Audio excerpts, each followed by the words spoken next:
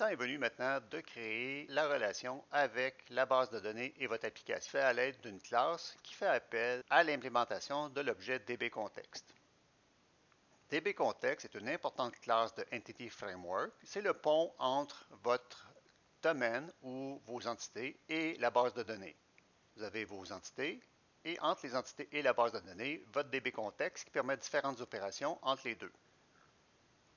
Préparons le contexte pour communiquer avec notre base de données éventuelle. Sur le nom du projet, bouton droit, ajouter, dossier, que je vais appeler DBContext.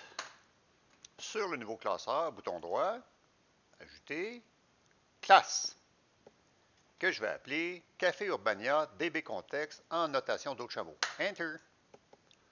Au bout de namespace, point virgule pour éliminer les accolades superflues. CTRL S, et la nouvelle classe implémente DBContext. Pas de S, évidemment, parce que DBContext au pluriel, c'est mon classeur. Et le système se plaint.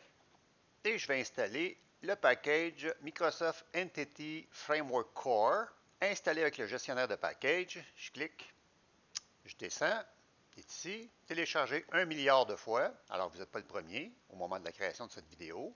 La version actuelle, c'est celle-ci. Il est possible que la vôtre soit supérieure. Installer. Appliquer. J'accepte. Je ferme le gestionnaire de package. Je reviens sur DBContext. Je fais CTRL-.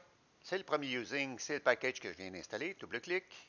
Et en effet, si on double-clique sur le nom du projet, on voit la référence au package que j'ai fait à partir de NuGet, qui est inscrite ici en format XML.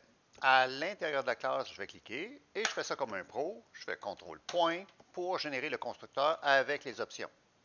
Générer le constructeur, double-clic, je curse au nord du constructeur après la classe et j'ajoute les deux propriétés suivantes qui vont me permettre de manipuler les tables dans ma BD éventuelle à l'aide du code.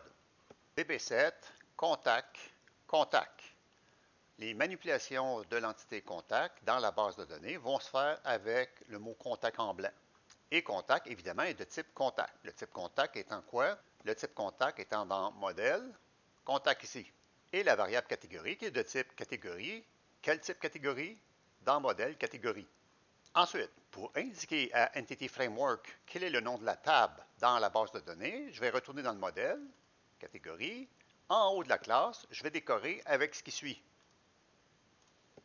Enter, crochet qui ouvre, crochet qui ferme, table, parenthèse, guillemets, catégorie, qui sera le nom de la table dans la base de données. Je vais copier. Je fais la même chose avec contact. Je vais l'appeler contact, au pluriel. Ce sera le nom de la table dans la base de données également. Pour des raisons de terminologie, j'ai quand même fait une erreur dans les modèles. J'ai mis un S à catégorie alors qu'il devait être au singulier. Pour changer le nom de catégorie dans modèle, je clique dessus, F2, je vais aller à la fin, je vais aller avant le point et je vais enlever le S, Enter. J'ai dit oui, changer partout. Je m'en vais dans mon contexte, enlever le S, CTRL S, générer, régénérer la solution.